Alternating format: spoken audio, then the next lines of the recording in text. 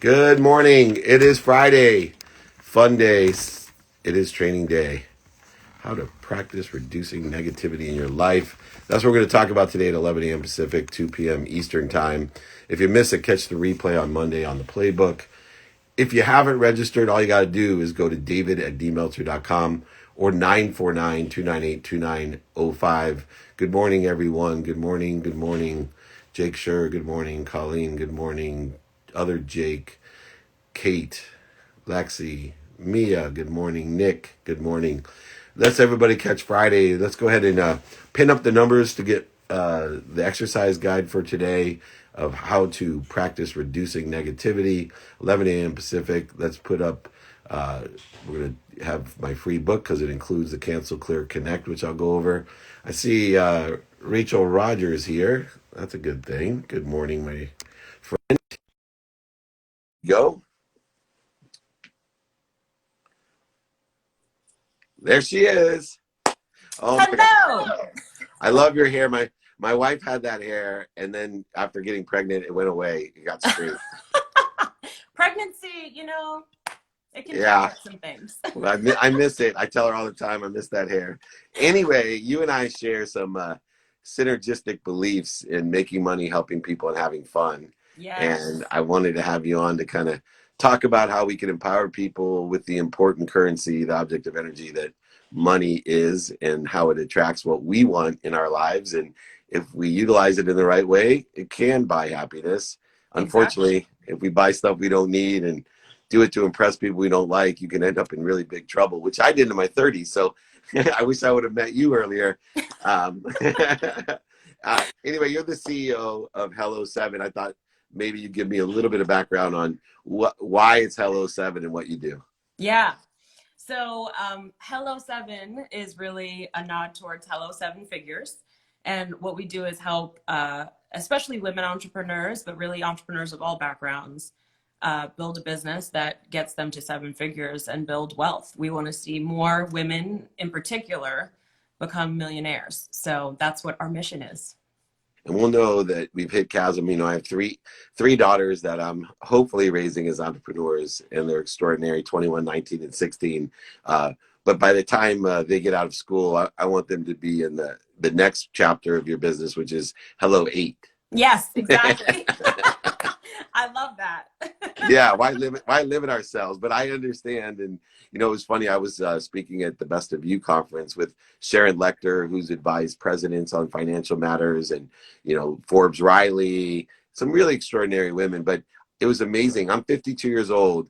It was the first time that I was at a major conference, and I was the only male on a financial planner panel. So things are changing. I see it all over. I also am chancellor of Junior Achievement University, which when I was 10 or 12 in there was no girls that was with me. Now over 50% of my Junior Achievement alumni are women. So you have a big mass of people, qualified, probably overqualified individuals to get to that Hello 7 and then Hello 8 and then of course Hello 9.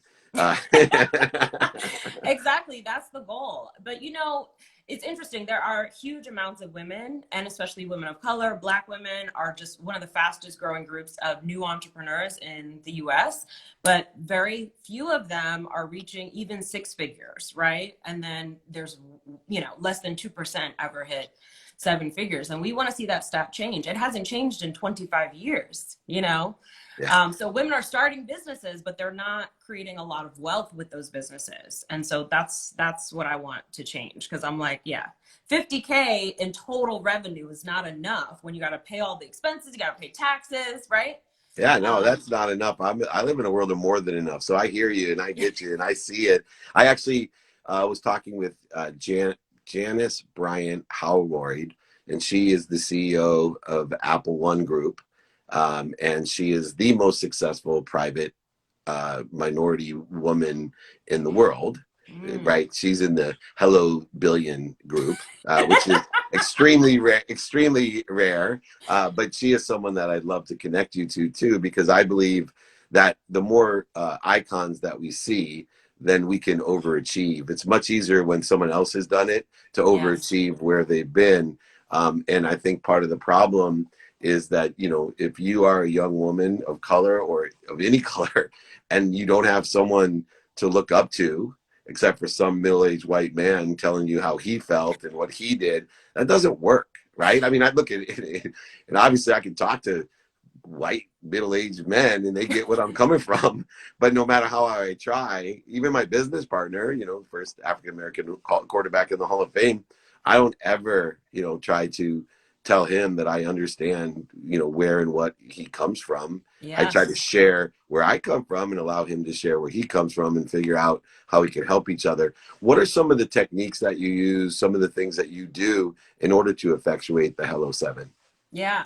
Well, one of the first things that we do is help women reconnect with like their worthiness. Because I think there's a lot of messages in the media today still that are like, you know, women stop buying shoes, don't buy lattes, right? It's all about contracting. And that is not how people get wealthy. They don't get wealthy by cutting coupons and like calling and getting all your bills cut by 5%, right? That's not going to make you wealthy. So we want to change the conversation and really have it about expansion and earning more and abundance, which is the messages that are sent to middle-aged white men, right? In the Yeah. media. It's all about like, go get them, right? Invest in yourself, make more happen. You're smart enough, but women don't get those messages. So that's important. And also just recognizing our history, right? Like women couldn't have credit cards on their own until the 70s. We didn't have our own bank accounts for a long time. We couldn't own property. We couldn't inherit property. So Couldn't this vote. is all still fairly new, right? Our government didn't even believe in our ability to build wealth and manage money. So I really like to point out the matrix that we're all living in so that when women are not feeling as confident around money, it's clear to them that like, it's not just you. Some of this is in your head, but also a lot of it is being, you know, those messages are being sent to you. And if you're a Black woman, I mean, forget it, right? Like doubly so in every way, right? That we're teaching women that they are not good with money. It's so funny because today I'm going to do this training on, you know, practicing ending, you know, this negativity, or at least, you know, reducing the negativity in your life. And Yes.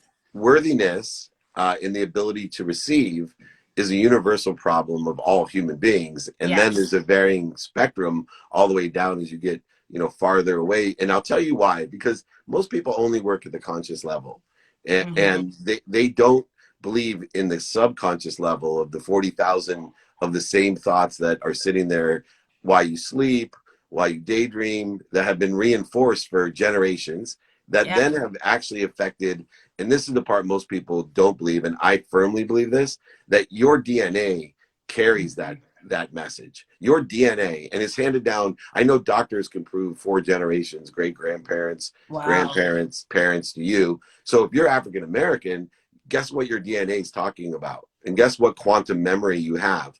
Guess what message or frequency that you have about worthiness, right? Yes. And then what if, Exactly.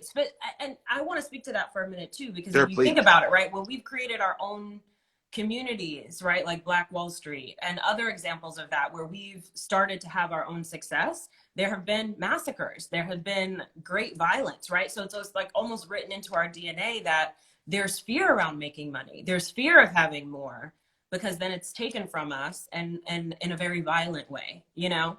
Yeah. So And it that's a real part of reinforces what it. we're up against, like that. We have to acknowledge that that's part of the challenge of building wealth. Yeah, and I am a freak of nature because I believe it goes even beyond that. It goes to not only multi-generational, but I believe in multi-lifetime. So that hardwired hard drive that you are teaching people and empowering them to shift that energy, to shift that frequency beyond. And the only way you do is through consistent behavior and Mm-hmm. through help, right? Like radical humility of asking someone that sits in this situation you want to be in, that has the knowledge, has the relationships that you want, Yes. and asking for it. And I think because of that feeling of I'm not worthy, because I have a feeling that I don't deserve to receive, now that actually exacerbates the issue of even asking, right? Because you're fearful of, Yes. you know, what the response is going to be, of being rejected or harmed or whatever Right. else it may. Just asking, you know, we're afraid to, or we're afraid even, I think that our dreams are too big. you know, like, oh, who am I to want to be a millionaire? Yeah. Who am I to want this certain level of success, right? And so we're scared to even say it out loud, you know. And that's one of the first steps. You got to be willing to share your Yeah. Yeah. dreams. No doubt. If you don't, it'll never come about. And that's so important. Mm-hmm. Beyond the worthiness and the fear, is there one other thing that you've seen systematically that is, enduring, this problem or accelerating this problem of resistance, not just for women? Because I think it's funny because every single thing you say, you could start at the minority woman who has the least amount of chance. Then you go to women that has a lesser chance, but better. And then you go to variant degrees of men, all the way up to, the most hated demographic. Well, thank goodness I have a little bit of minority in me, but you get the picture. I'm in the bad zone, which is why I'm trying to empower others to say, look, this is a whole universe problem. Until Yes. people like me start helping, I think people like me are the ones that can help accelerate. And that's why people should be teaching people like me, what are the issues, how can I help and be of Mm-hmm. service? Because I will tell you, the majority of me's, this kind of face, we want to help, right? Mm-hmm. We really do. And it's this few ignorant, arrogant a-holes that are Mm-hmm. ruining it for the majority of the guys that look like me, that want to help, that have daughters and they have wives and they have mixed marriages and they Mm-hmm. really want to help. And then there's this small minority of a-holes that make all of this kind of face look bad. What's one more thing that this kind of person can do to help? Well, I think it's important to do exactly what you're doing, right? Like use your platform, use your influence, use your resources to uplift people who are typically marginalized, right? And that can look like doing exactly what you're doing, teaching. It can look like what I specifically like is like put money in people's hands, right? How can we put cashola, right, in Black people's hands, in women's hands, right? And so that means when you're going to hire speakers for an event, making sure that you're putting Black people on the stage and women on the stage. When you're hiring people for your company, can you hire a Black owned software company? Can you look to make sure that your vendors and your contractors and the people that you're bringing in, at least 30% having them be people of color, so that you're really investing in that community. And because we as business owners, we have resources, we have influence, we can use that in a really positive way, but we have to be intentional about it.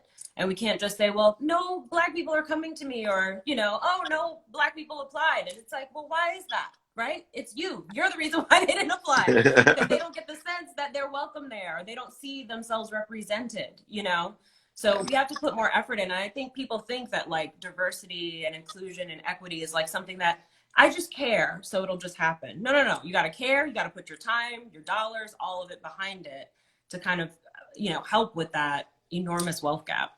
I agree completely. The three major businesses I'm involved with, one, the president is a woman. Obviously, Warren Moon is the president of Sports One Marketing. And then my other business, my media company, has an African American male as well. Now I just need an African American female or minority female to run one as well, Yes. and make it happen. But you're doing such great work. I will tell you that I'm going to help you because there's Hello Alice out there that can help you. There's the Pinkinator to fund these women. There's Clearbank as well, which is Woman One with Michelle Romanoff. So I have a Yes. bunch of great introductions to help accelerate what you're doing. So I really believe in what you're doing. Thank And you. there's a lot of great people out there to help, that hopefully will be great resources for you and your clientele. So next time we talk, we'll be talking about Hello 8. And I love that. And one last thing I'll say too that you just pointed out, right, is community. Because when you were talking earlier about like those behavior changes, right, and starting to shift the habits that kind of rewrite, right, the messages that you're receiving and how you're running your life, a big part of that is community. If you can surround yourself with other go-getters, other people who are trying to build success, other people who give a shit about social justice, right? Like, you can surround yourself with a community of people. That's going to make the behavior change so much easier. And that's why I'm big on bringing groups of women together. I love how you bring community together, right? Like, this is how we do it. We're not going to do it by ourselves, right? We need a squad. Yeah, well, let's build the squad. I'm Yes. all in. You're doing a wonderful job. Everyone, join me today. Part of my community is free training, free empowerment. Everybody has to reduce negativity in their life, and I'd love to give Yes. pragmatic examples how you're such a great example and an icon, especially for my girls as well. So thank you, Rachel. And Thank you for where having where me. can everybody find Hello7, by the way? It's at Hello7 Co. There you go. All right. Check out Rachel. Check out Training Today. We are just blessed to have you as part of our team. Thank you, Rach. Thank you. Have a great weekend. You too. Awesome. What a great role model, huh? See, the universe is amazing. The majority of the people that I meet are amazing people. Let's get rid of the few. Let's go with the many really good, kind people doing good deeds to make more money, help more people, and have more fun, because that's what Rachel Rogers is all about, for sure. Premium Pete, you here? I thought I saw. Excuse me. Evelyn, the storyteller. I love Rachel as well. Hello7.co, Team David Meltzer. Don't forget, register for training or replays or podcast or free books or free exercises. Reducing negativity is the topic for today. We're going to bring it today. David at dmeltzer.com, or text me 949-298-2905. That's right, David at dmeltzer.com, or text me 949-298-2905. It's free, by the way. If I didn't say that, if it's free, it's me, and now it's you too. All right, let's see. Let's take a couple questions if I don't see Premium Pete here. Jakey, is Pete here? Because I want to bring him on. I saw him in there. What long-term growth do routines and habits build? All of them. That's how you build uh, you. There's Premium Pete. Is through habits and discipline. That's the way the conscious, unconscious, and subconscious continuum work. Nothing will change unless you have the consistent, persistent pursuit of that potential. And we're going to join in. Well, there How he are you, is. Mr. Meltzer? I am Big, well, Mr. Pete. Big How are day. you? Long time coming, but really to sit down in real life. Virtually, I'm glad a lot of people continuing to do this during the pandemic has helped. I tuned into a ton of your, lives. It just doesn't feel the same sometimes. I always love that sit down where you can get people's body language and how they're feeling, but it's special, and things like this keep it going, man. So. Yeah, I know. It's interesting, right? Because I do live meetups. I did all live interviews. I've learned a lot about the ability to, grow an audience by doing things virtually, but it's not the same, and I love being kicked out of hotel lobbies because there's too many people, and the energy and excitement, and us standing on the curb in New York City, and people walking around, and people who don't know you just walking up and starting to listen about how they can change or accelerate and grow within their own lives. And I know you're doing the same thing with the Premium Pete Show. So Yeah. It's been special. Podcasting is something. I was telling someone the other day. I started podcasting in probably like 2010. We started off with the Combat Jack show. Rest in peace to the late great Reggie Osei, Combat Jack. And when we were doing it, there's a whole team of guys. Like, we really were just doing it for fun. Nobody really knew what it could be. We knew it was special. But at that time, to be honest with you, even guests, like to get guests on, they were like, podcast, all right, I'll right, come on. If you had the relationship, I always make this now on thousands of podcasts. You know what I mean? So now it's yeah, like, it's a little bit, but it was special back then, and it still is. It's only 10 years. You think about that. But yeah, so I went from Combat Jack show for many years.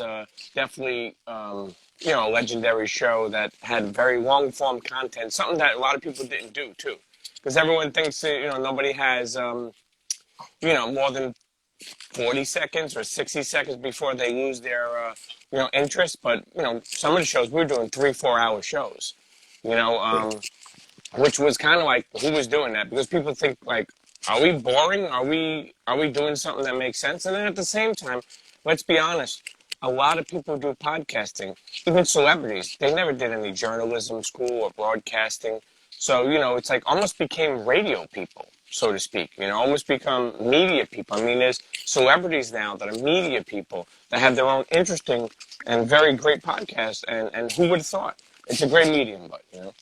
Yeah, it's lucky to get in early, and I thought, I was blessed to be in 3.5 years. It involved at least. Well, but you also do some other things that are interesting. One thing I really want to talk about, especially today, is that both of us illuminate our mistakes, and you're someone that has had their challenges, negativity in their life, and have taken the lessons, and not only learned the lessons and built upon them for yourself, but you illuminate the lessons that you learned from the mistake without fear, with more vulnerability and humility that most people give. And I think that is a superpower of yours. And would love for you to share kind of some of those mistakes and lessons, and how you utilize illumination to assist other people and your own brand. Absolutely, I think it's a great question. It's crazy because sometimes I think that as we get older, and I don't want to say that sounding like an old person, but as we get older, I'm telling you right now, you learn that mistakes aren't really mistakes; they were lessons. If you could take them in like that. Well, I used to be I always tell people stop overthinking everything, but it's hard to do. It's easier said than done. But a lot of people, including myself, you kind of like make a lot of mistakes and you think like you have this black cloud over your head, or you think that this is how it is, and it's not. I'm telling you, there's a power in never giving up, and I mean that. There's a power, and for me, when I was younger, I always would think like, oh, I made all these mistakes, I'm a fuck up. Excuse my language, if you have a young audience on here, but and that's not true these days. I tell people, listen, learn a lesson from it. I even tell my daughter, I have an older daughter, I have a younger son. I say, listen, there's no failing. There's only lessons. And we go, okay, we don't go that way anymore. We don't do this anymore. Um, and it really, I don't know, I got in trouble. I did a lot of things. I did everything from selling commodities to trying to make a quick buck. Trying to get involved in some of the little tiny things that don't make no sense. And I was addicted when I was young to the flash. I was addicted, right now, even as higher success has happened to me. I mean, there's been good days, good months, good years, bad years. I never kind of got addicted to the flash anymore. And I try, and I'm not saying this is for everybody, but meaning like, I don't have no chains and I don't have a Rolex, and I can. I'd rather have a big house with a nice pool where I can relax. I don't care what car is in the driveway. But when I grew up, I was so addicted to the flash, and it was really powerful, Dave. Like meaning, like you, like if someone had a Cadillac, you wanted a Mercedes, and it was powerful, and it caused me to make some mistakes that I say mistakes, but they're lessons to learn. Like, listen, if you take a shortcut, you got to go back around and wait in line again. So why don't you just go the right way? But something happened to me. I was in group homes when I was young. I also did some time many years ago that helped. But that made me come out and want to help other people. Even as a father, I'm a separated father. I got divorced when my daughter was 2 years old. It was one of the worst things in my life that I never wanted to be a weekend dad. And now, I didn't start a company from it, but like a hashtag called Presence Over Presence is something I push to the world. And people all over have lived it, meaning the presence, your presence in your kid's life is the best gift you'll ever give them. So I guess what I'm trying to say is humility, yes, and, telling people, listen, if you can make your own mistakes, but if you can learn something from me, then do that. And I try to be there for, like, look, I see what you're doing. I admire it. People DM me sometimes about parenting. I'll tell them, give me your number. I'll call them. They're like, what? Like, what's going on here? Because I've been there, and I didn't have, a lot of my friends, they were going out to clubs. They were already living their life. I was changing diapers. You know what I mean? I started young, but yeah, I don't want to go off on a tangent, but Oh, it's interesting too, right, Pete? Because both of us, no matter what your background is, there comes a point where you make a decision about that flash, right? What I call, are you buying things you don't need to impress people you don't even like?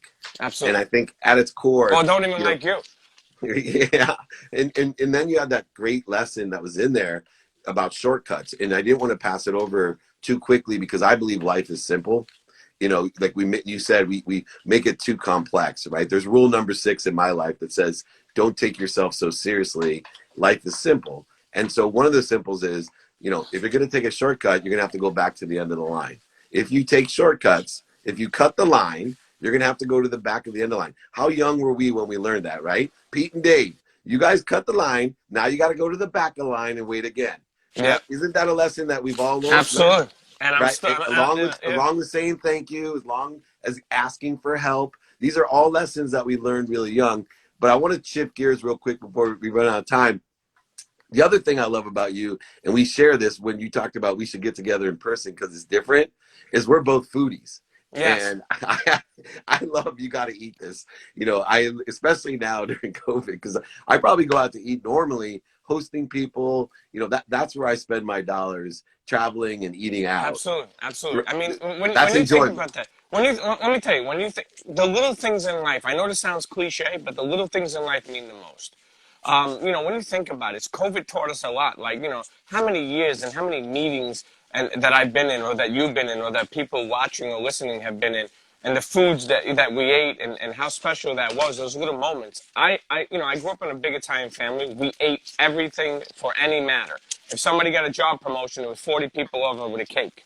So, you know, so I loved it, and I always became, you know, somebody infatuated with food. When me and my friend, the great legendary Bun B, we got together. He was like hitting me like, hey, listen, I'm eating Swedish meatballs in Sweden, and I'm like, okay, there you go.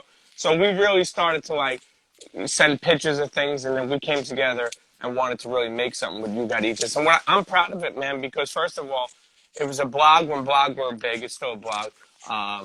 You know, Instagram, social media plays. We worked with tons of, you know, Dairy Queen. We put out a sneaker with Ewing, which was called the Sushi. So I guess, you know, when you talk about platforms, I just want to say this, that you can turn your passions and your dreams into reality.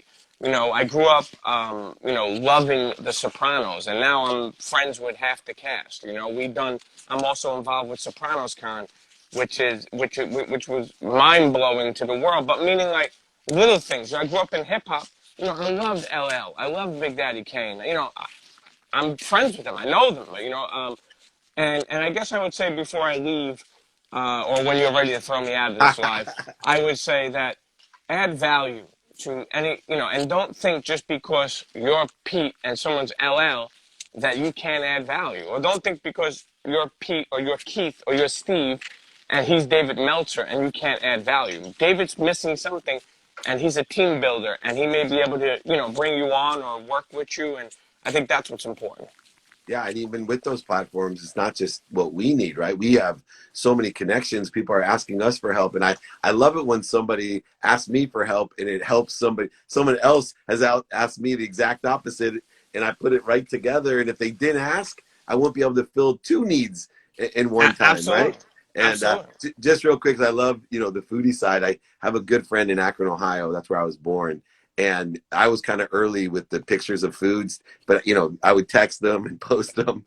And he said to me, he's like, Dave, he goes, remember when we used to take pictures of our food and you develop them and you mail them to me with a note?